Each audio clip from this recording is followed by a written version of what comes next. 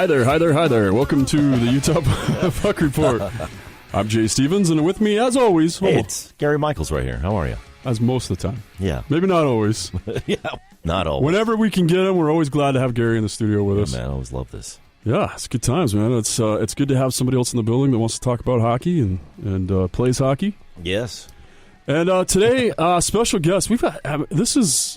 I've known this has been going on for a while, but it's kind of awesome, and I think a lot of people don't know. Dallin, is it Staheli?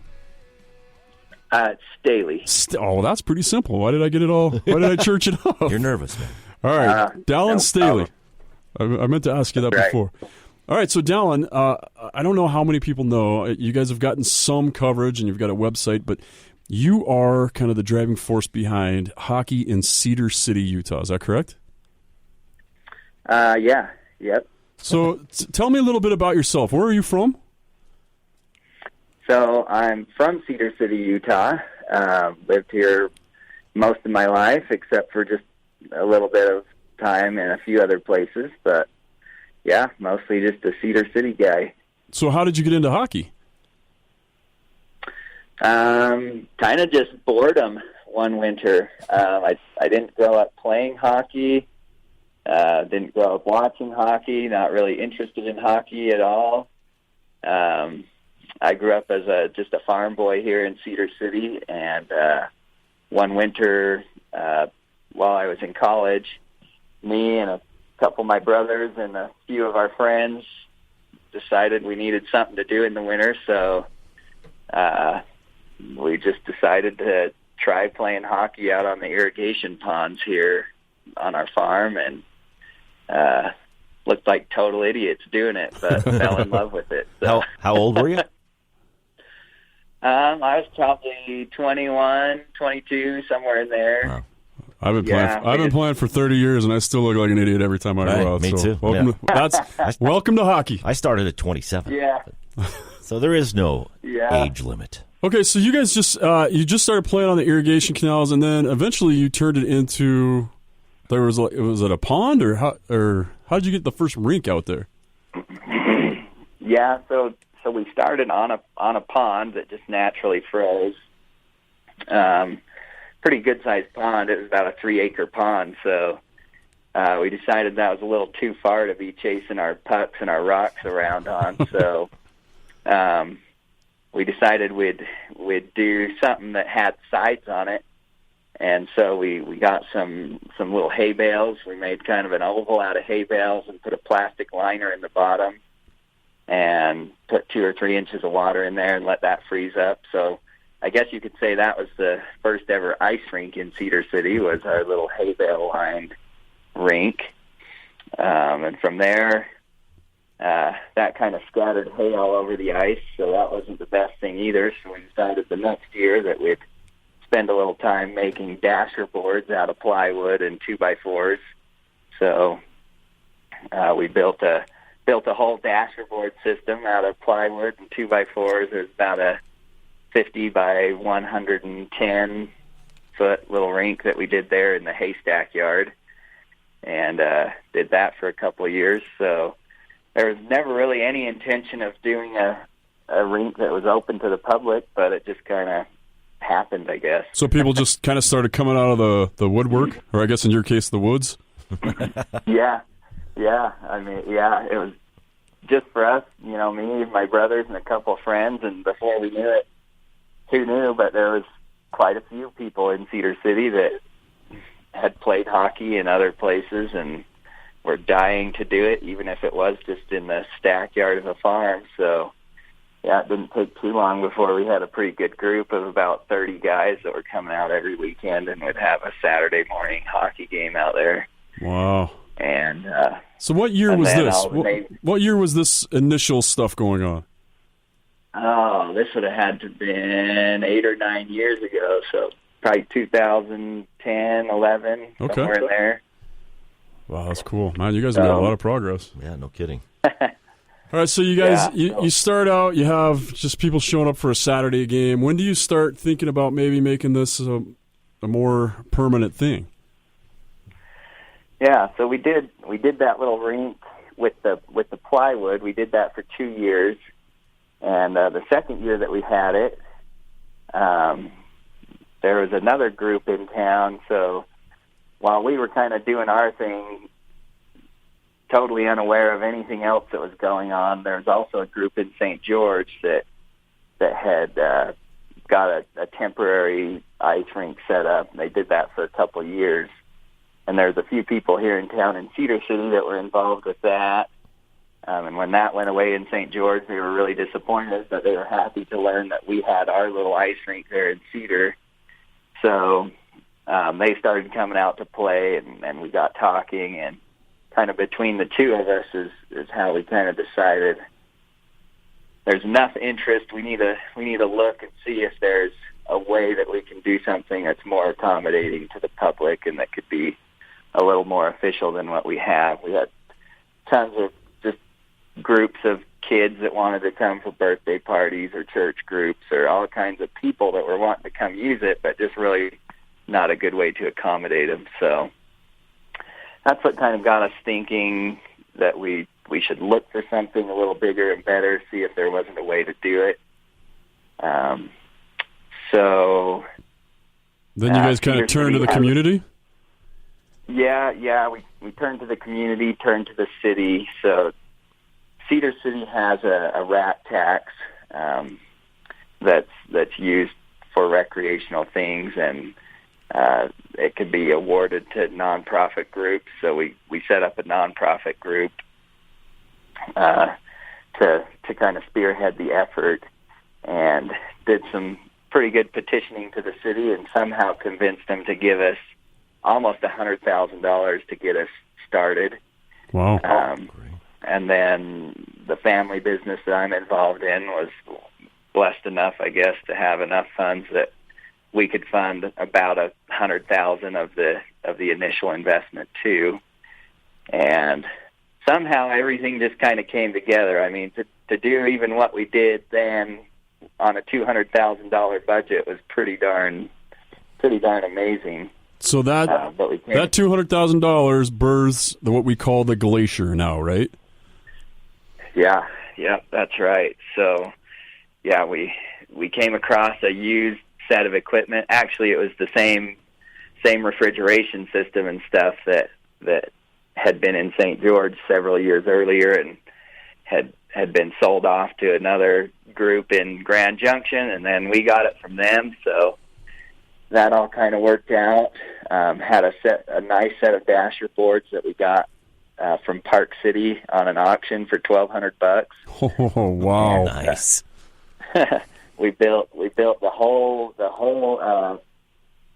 ice mat, the whole tubing system for the floor. Built that all by hand out of PVC pipe and drip line tubing, hose barbs.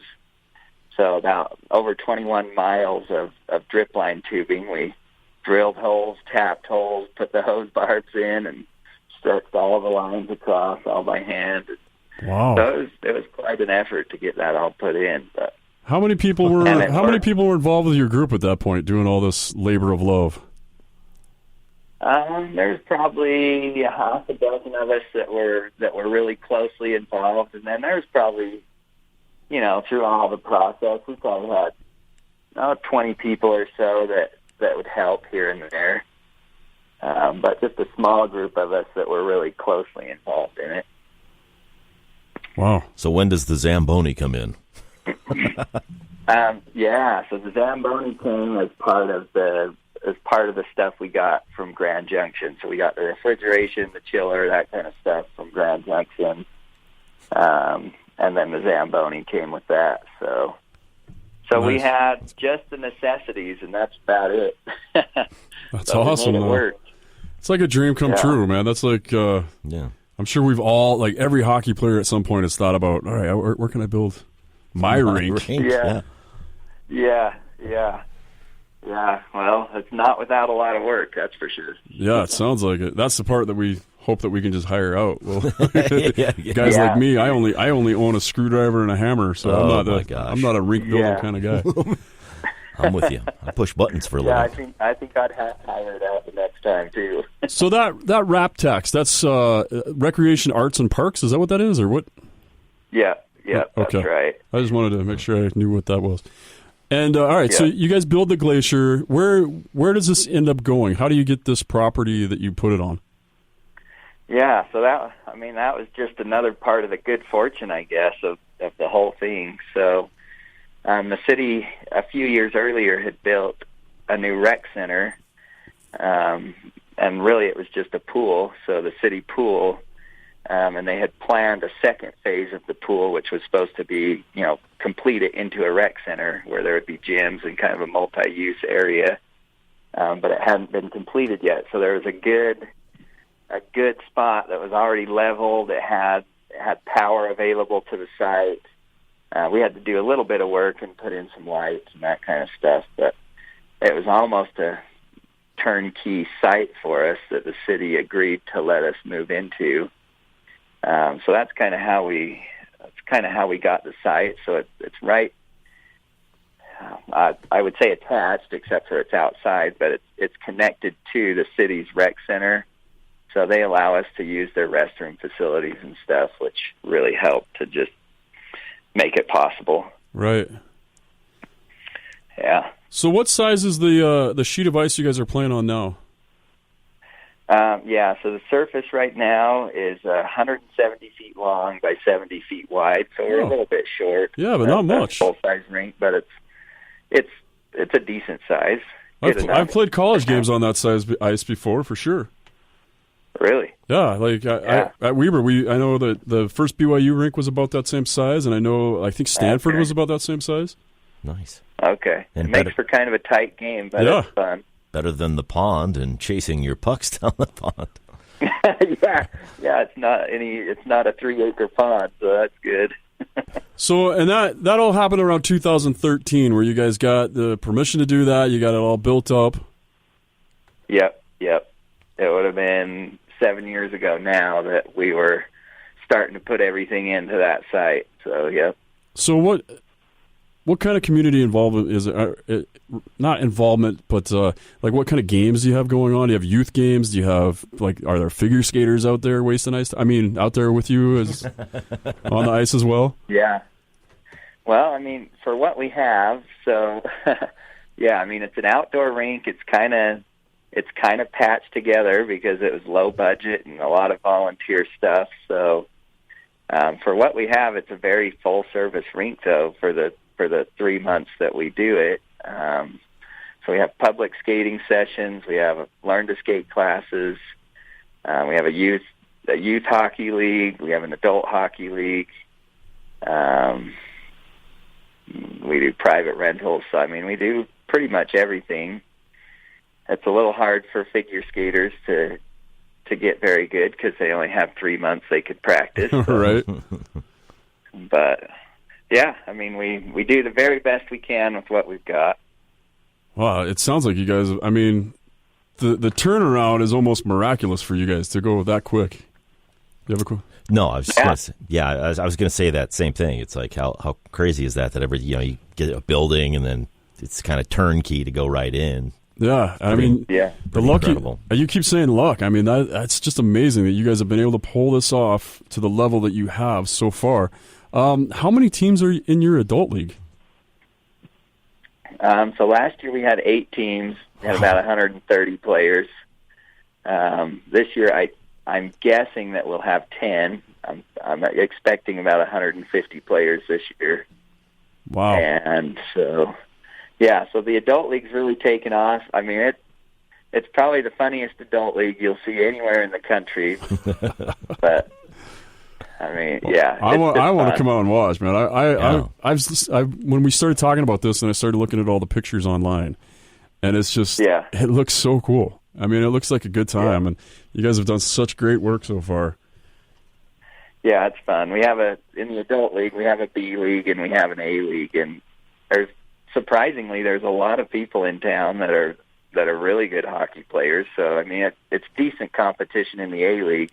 And the B league is just bumper cars. It's just hilarious. But they just have a blast. It's guys. Half of the guys are playing for their first time or second year, and just having a blast. So it's pretty cool. Now, have you guys hosted any tournaments? It seems like there was there a college game or maybe a high-level youth game there? Yeah, so 2 years ago, SUU here has a pretty good little hockey club that they've got going the last couple of years, and they invited UVU to come down and play them down here in Cedar City, and so that might be what you're talking about. Yeah, but yeah, they lost like 18-1 or something.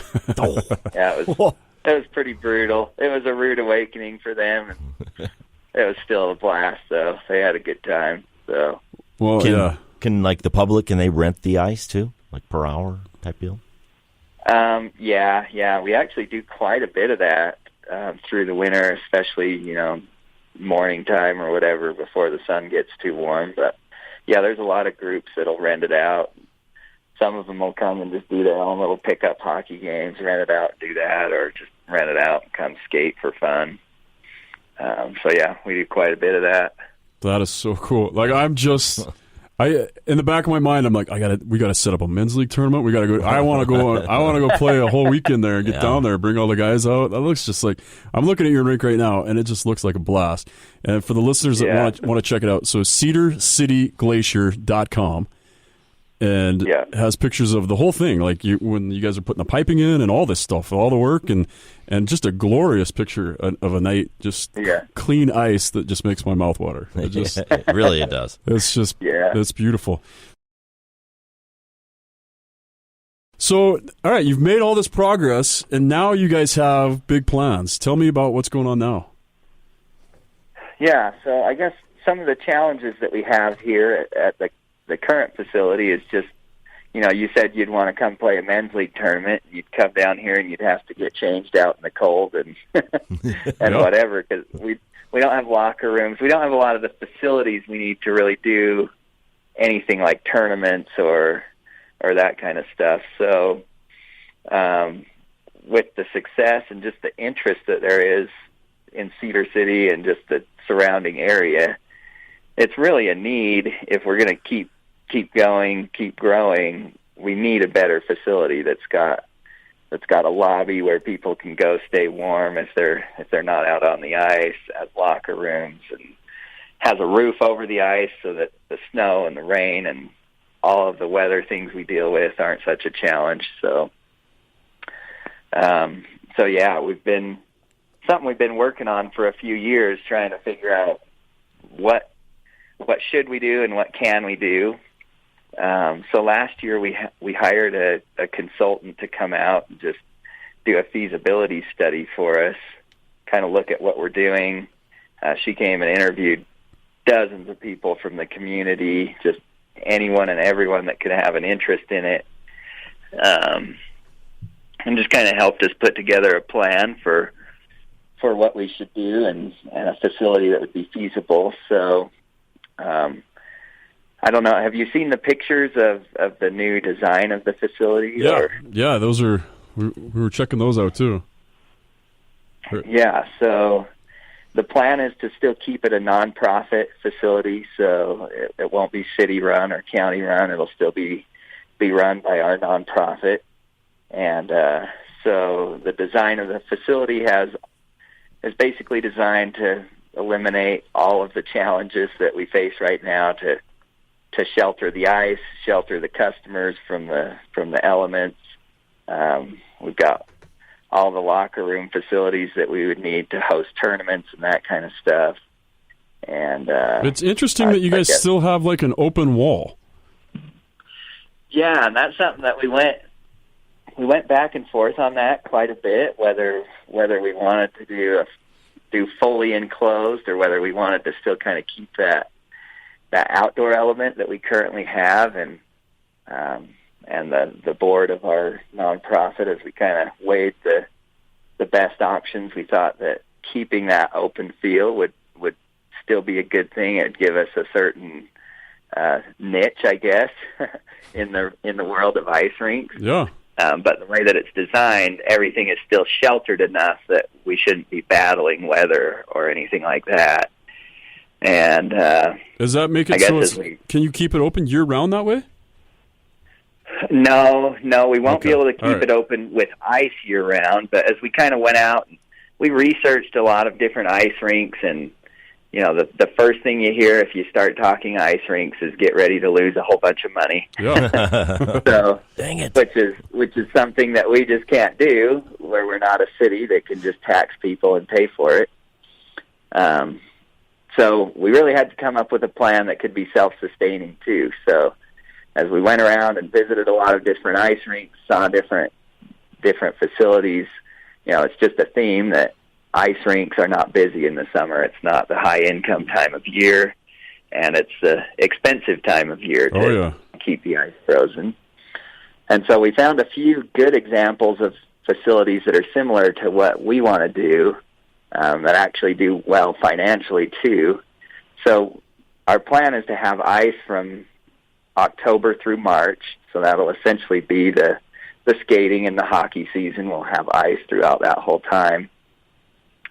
And then April through September, we'll melt the ice, we'll put in a sport court, and we can still do all kinds of skating activities on roller skates, so we can still do roller hockey and public skating sessions on roller skates, all that kind of stuff. But then it gives us all kinds of other diversity that we could offer too, as far as programming through the summer, just to keep, I guess, a stronger business model in the summer and have a lot lower operating cost. So Yeah, that's actually I was going to say that's perfect because, like, I started out playing roller hockey, so it was always fun to go to the roller rink and play, and then go play some ice. Pretty different. And we're so limited in Utah. Like, we're limited on ice, but we're definitely limited on roller hockey opportunities. Yeah. And the guys that do play, they're always looking for they're always posting about going to like Wyoming or wherever to play roller hockey. So of course they'll go to Cedar City to play. Yeah. Cedar City's gorgeous. And I think the way it's set up, I mean, you could see if you looked at those renderings, like, it still has an awesome view of the mountains to the east of Cedar City, and just a really good view. It's kind of up on a hill. Yeah. And summer or winter, just that open atmosphere, we think, will be more inviting than just being inside. There's just kind of something special about the outdoor environment, I guess. So. Yeah, it's cool. It kind of reminds me. Have you seen Sun Valley's rink? Sun Valley has kind of a similar one side open deal. Yeah. We looked into that one a little bit, and Bend, Oregon. I don't know if you've seen the ice rink in Bend, Oregon, but that's one that we looked into quite a bit too. Yeah, that's cool.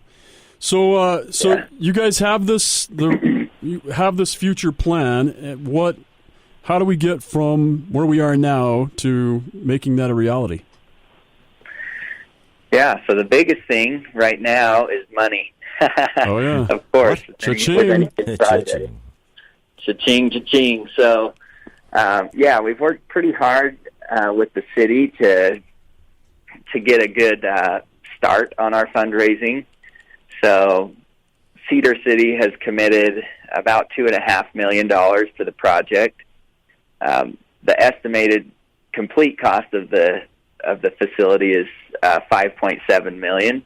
Okay. So with what the city's willing to put in, we're almost half the way there with their contribution. So we felt like that's something we really needed to even get our feet off the ground. And now that we've got that, we've been working with the county and the state a little bit. Got the ball rolling there pretty good. And we have some good people here in town that are kind of helping advise us and help us a little bit on where else we could go for different funding opportunities. And another big part of how we plan to fully fund this is through just in-kind donations. And locally here, I mean, we've got a lot of great companies, local to the Cedar City area that have pledged to donate materials or donate their services to getting the facility built. So we think we've got about $800,000 worth of in-kind pledges at this point, and hopefully that could go up a little bit. So I guess we're trying to kind of attack it on every angle, and really just approaching it as a grassroots thing, and trying to get as many people involved as we can to reach our goal. So what do you can you do like the group funding thing, like GoFundMe or one of those options, or do they take too much? I'm not sure how those work, but are those things that you guys have looked into as well? Yeah, so that's just something that we're just getting rolling now. So, like I said, getting the city's commitment was kind of our first step to be able to say we think we can get there. We didn't want to do a lot of public campaigns until we had the city's commitment, right, which we just recently got.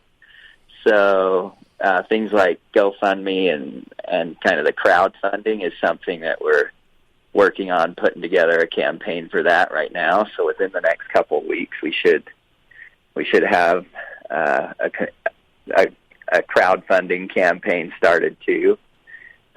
So yeah, we'll need a lot of networking and sharing of our fundraiser there too as we go forward with that. So. Well, we're definitely going to help with that. And then now I know with the St. George group, and I hope I'm not throwing out any secrets here, but I know St. George is still working on getting a rink, and I know other rinks in the South, maybe not even in Utah, but in Las Vegas, have obviously reached out to the NHL and the Las Vegas Golden Knights, and I know that their owner has been pretty receptive to those. Have you guys reached out to them as well? Yeah, we have a little bit. We've got kind of a budding relationship with them. So yeah, we've had several meetings with some of the people with the Golden Knights, and I think that they're seeing more and more that we're serious about what we're doing, that we're making progress, which gets them a little more excited. Yeah. So the Golden Knights are currently involved in their own major multi-million-dollar ice rink right now. They're building a new rink in Henderson. And that's supposed to be done next year, right? I don't know the completion date. I just know that they're getting rolling on it now. Oh, okay. So, maybe that was what it was. Maybe anyway, it's 2 years out.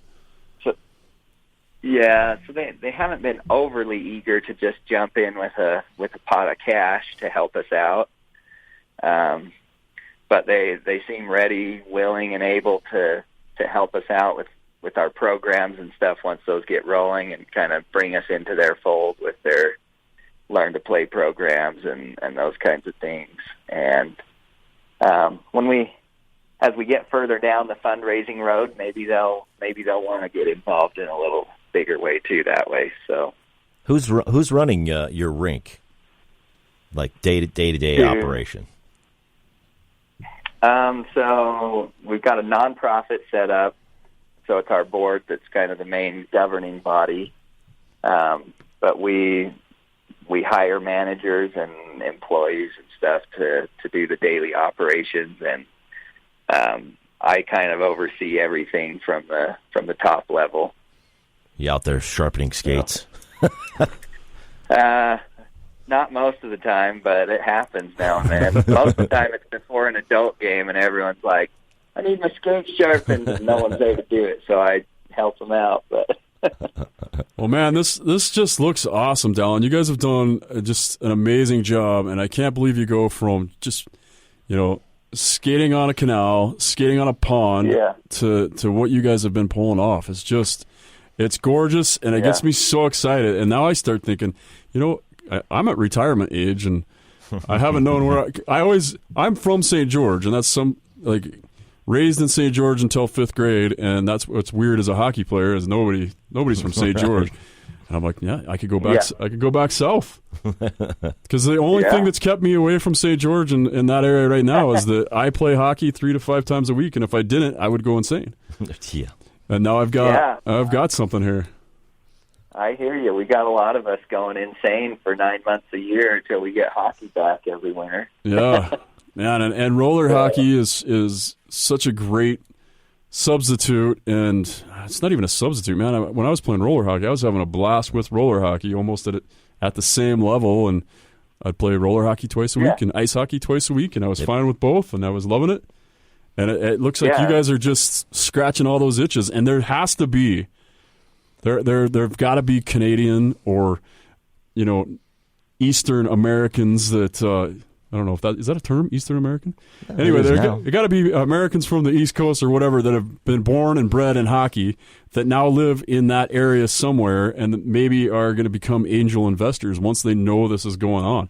There've got to be people out there that are like, hey, there's hockey in Cedar City, and I need to throw some money at it and make it happen. Yeah. Yeah.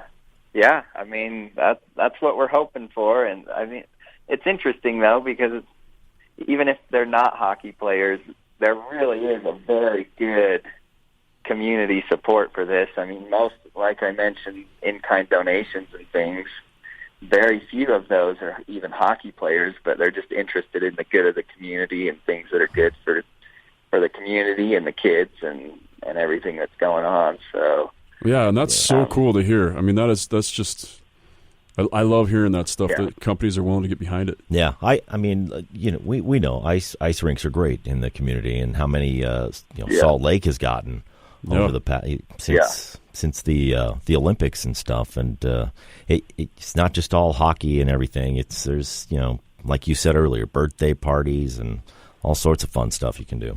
Church groups get out there and play broom ball, right, all the time, and that's right. I mean, these bonding things, and you create all these jobs and a place to gather, and eventually, what would be awesome, and I mean, it could happen as soon as it could happen soon, is that SUU gets a team, and now your community has something else they can go watch. They can go watch hockey. They can go watch SUU play BYU or Utah or teams that you don't get in your other sports that'll come out there in hockey. It's ACHA or non-varsity as we're calling it now, but those are fun games to watch, and that'd be great for that community.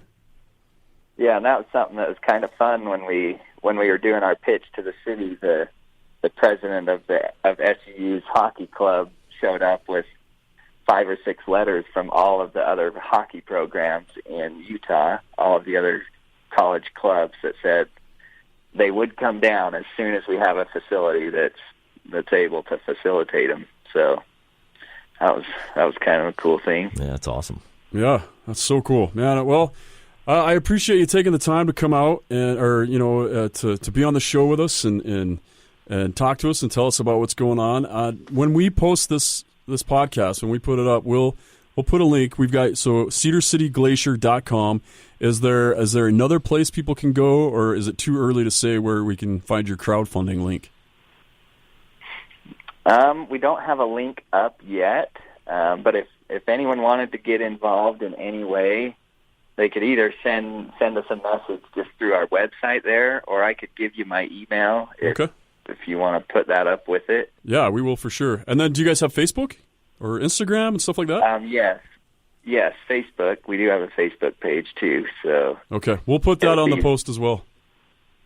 Okay, yeah, great. So do you want me to just text you my email? Yeah, that'd be cool. And then I'll make sure that gets up. And then anything else you want to tell people? I mean, here's your chance to throw your pitch out for if we've got some angel investor out there. How are you going to sink them in right now? Oh man, I'm not the best salesman, but don't mean to throw you on the spot, but I'm going to throw you on the spot. Yeah. No, I mean, like I said a few times throughout this thing is, it's just a totally grassroots thing. It's a thing that's grown from a desire of the community to have it, and that was something that even the consultant that came to do our feasibility study just said, this thing will succeed because anything that grows this way as a grassroots thing and progresses, as the need develops, they always succeed in that case. And I mean, it's just something that has such a broad appeal to the community, whether you're a hockey player or just someone looking for something to do with your kids or whatever. It's just such a good, wholesome and appealing thing that, anyone who's interested in doing something good for people or for the community, I think this would be a good place to help out. So yeah, I agree with you 100%. No kidding, because there's there's a couple of places here that want to add rinks, right? Yeah. And the community doesn't really want it. So if you got the community back, then that's good I want you to think back to that day when you're putting your hay bales on your ice, on your sheet. Did you ever think that you'd be where you are now? No. Oh, no. An ice rink would consume your life. The thought never crossed our mind. Yeah, it's crazy. That's so cool, man. Yeah, it really is cool. It is so cool. At this point, we have so many people depending on us to get us done that we have to do it. Absolutely. So, and failure's not an option. No pressure. Gary and I are going to do everything we can to help you guys succeed. We're gonna post it and share it, and hopefully that goes viral and gets more posts and shares, and we'll just pump it. And we've got a ton of people from the Vegas area that also listen to the podcast or are on my Facebook or whatever. So hopefully awesome. We're gonna get all the people in the South on board here, and maybe somebody, I don't know, maybe somebody from right here is going to throw money at it and get you guys up and going. And I'll probably reach out to you. I think there's a way we can do this. I think we can put together a little tournament, whether it's a youth hockey or whatever. Just throw a couple trailers up for temporary trailers for dressing rooms. Sure. And we can make this happen. Yeah, we can. I've dressed in worse for tournaments for sure. Yeah. So I'd love to come out and play. We're excited about it. Well, Dallin, thanks so much for coming on the show. Yeah, thank you guys. Yeah, man, thanks. Well, good luck with everything. Yeah, we'll definitely keep in touch. We're going to keep everything going, and we're going to keep posting and updating and letting you know what's going on with Cedar. And there'll be links to this so that you'll know how to get to it. And if you want to find out more, we're going to do articles on it. You can find those at kslsports.com. That's also where you can find the podcast. Yes. Right there in the little podcast link. Absolutely. I didn't know you were a writer, man. That's awesome. I'm not, man. It's such a struggle. I love hockey, but I can't write. But I've been trying. That's good. But anyway, thanks for joining us, and that is the Utah Puck Report.